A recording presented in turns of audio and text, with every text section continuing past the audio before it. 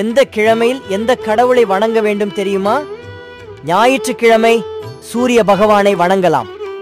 இவருக்கு விரதம் இருந்து அபிஷேகம் செய்வது வாழ்க்கையில் மிகுந்த பலனை கொடுக்கும்.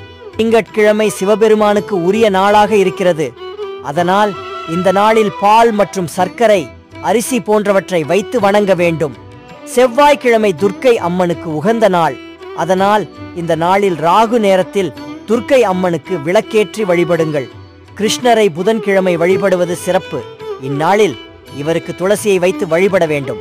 வியாழக்கிழமை குருவிற்கு உகந்ததாக இருக்கிறது. இந்த நாளில் கொண்டக்கடலை அவித்து குருவிற்கு வழிபட்டால் உங்களின் வாழ்க்கையில் சீரும் சிறப்புமாக இருப்பீர்கள். வெள்ளிக்கிழமை லட்சுமி தேவிக்கு உரிய நாளாக இருக்கிறது. இந்த நாளில் இவரை வழிபடுவதன் மூலம் செல்வ வளம் அதிகரிக்கும். சனிக்கிழமை ஆஞ்சநேயருக்கு உரிய நாளாக இருக்கிறது.